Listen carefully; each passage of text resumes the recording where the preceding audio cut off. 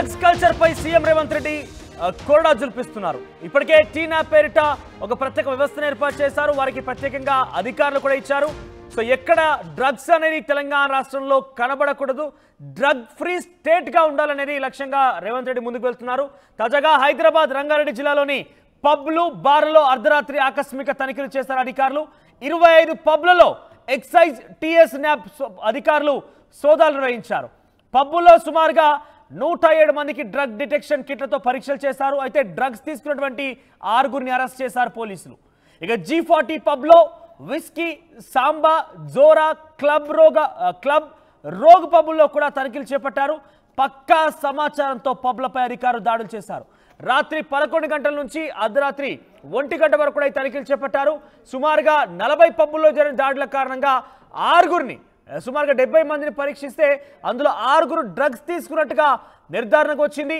107 మంది పబ్బుల్లో 107 మందికి drug detection కిట్లతో, ఎందుకంటే ఏ రకంగా అయితే డ్రంక్ అండ్ డ్రైవ్లో ఒక డ్రంక్ అండ్ డ్రైవ్ సిస్టాన్ని పూర్తిగా కూడా స్పాట్లోనే డ్రింక్ చేశారు లేదంటే టెస్ట్ ఏ రకంగా చేస్తున్నారు, అదే తరహాలో డ్రగ్స్ విషయంలో కూడా కొత్తగా కిట్స్ వచ్చాయి. ఆ కిట్స్ ద్వారా చేసిన పరీక్షల్లో సుమారుగా 6గురు డ్రగ్స్ తీసుకున్న వ్యక్తిని అరెస్ట్ చేశారు పోలీసులు. 25 పబ్బుల్లో ఏకతాటిగా ఒక్కసారే అర్ధరాత్రి 11 గంటల నుంచి 1 గంట వరకు కూడా ఈ యొక్క సోదాలు నిర్వహించారు. ఈ సోదాలో సుమారుగా 6గురు అరెస్ట్ చేశారు.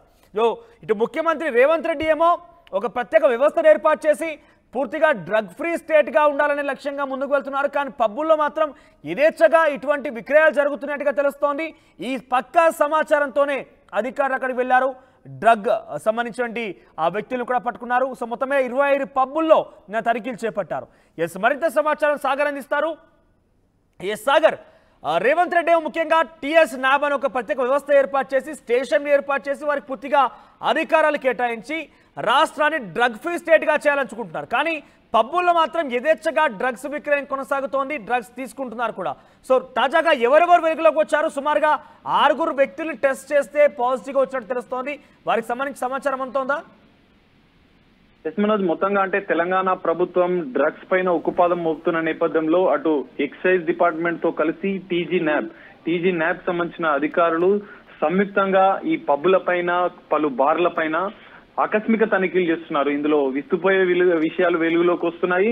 గతంలో కూడా ప్రధానంగా వీకెండ్స్ లో ఈ అధికారులు సంయుక్తంగా దాడులు చేయడంతో దాదాపు 25 హైదరాబాద్ రంగారెడ్డి పరిధిలో ఉన్నటువంటి 25 పబ్బుల పైన బార్ల పైన ఆకస్మికంగా నిన్న అర్ధరాత్రి అధికారులు తనిఖీలు చేశారు. ఇందులో చాలా వారికి విస్తుపోయే విషయాలు వెలుగులోకి వచ్చినాయి. ఎందుకంటే ఇప్పటికే డ్రగ్స్ ఫ్రీ టీసీ డ్రగ్స్ ని హైదరాబాద్ కి ఏ విధంగా వస్తున్నాయనే విషయాలపైన నజరు పెట్టిన ఎక్సైజ్ శాఖ టీఎస్ న్యాబ్ అధికారులు కూడా ఈ పబ్బుల కేంద్రంగా డ్రగ్స్ దందా జరుగుతుందని గుర్తించిన నేపథ్యంలో వారు ఆకస్మికంగా తనిఖీలు చేశారు. దాదాపు 100 నుంచి 150 మందికి, అంటే ఇక్కడ మనకు 107 మందికి డ్రగ్ డిటెక్షన్ కిట్లతో పరీక్షలు కూడా నిర్వహించారు.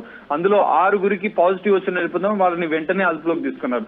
ఇందులో మనం చూసుకుంటే ఎక్సోరా గంజాయి పరీక్షల్లో కూడా కొంతమందికి పాజిటివ్ వచ్చినట్లుగా తెలుస్తోంది. అయితే ఈ 107 మందికి పరీక్షల్లో 6గురిని వెంటనే అదుపులోకి తీసుకున్న అధికారులు వారిని కూడా విచారిస్తున్నారు. అయితే ఈ డ్రగ్స్ ఎక్కడి నుంచి తరలించారు, ఎవరి ద్వారా ఈ పబ్బులోకి వచ్చాయనే విషయాలను కూడా కూపిలాగే ప్రయత్నం చేస్తున్నారు అధికారులు.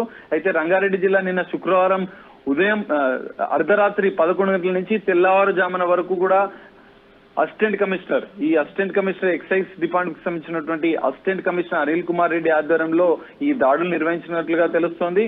అయితే G40 పబ్ కి సంబంధించిన పబ్బులో ఇద్దరు డ్రగ్స్ సేవించినట్లుగా గుర్తించిన అధికారులు వారిని అదుపులోకి తీసుకున్నారు.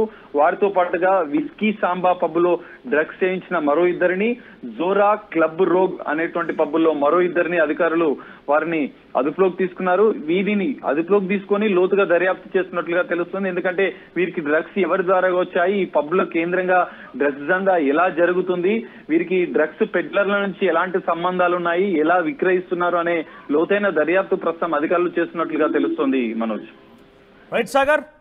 సో మొత్తం మీద నిన్న అర్ధరాత్రి 11 గంటల నుంచి రాత్రి 1 గంట వరకు కూడా అర్ధరాత్రి 1 గంట వరకు కూడా ఈ యొక్క దర్యాప్తు కొనసాగింది. సుమారుగా 25 పబ్బుల్లో ఆకస్మిక తనిఖీలు చేపట్టారు అధికారులు. ఈ తనిఖీల్లో సుమారుగా 107 మందికి ఇక డ్రగ్ టెస్ట్ చేస్తే కిట్ల ద్వారా డ్రగ్ టెస్ట్ చేస్తే 6గురికి డ్రగ్స్ తీసుకున్నట్టు నిర్ధారణ అయింది.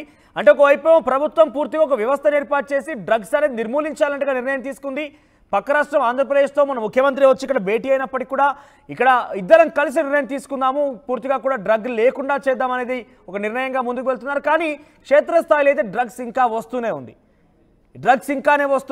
డ్రగ్స్లో చాలా మంది కూడా దాన్ని వినియోగిస్తున్నారు, దాన్ని విక్రయిస్తున్నారు కూడా. సో పూర్తిగా నిర్మూలించాలనే విషయంతో రాష్ట్ర ప్రభుత్వం ముందుకు వెళ్తున్న నేపథ్యంలో పబ్బుల్లో కూడా కొన్ని కండిషన్స్ పెట్టాల్సిన అవసరం అయితే ఉంటుంది.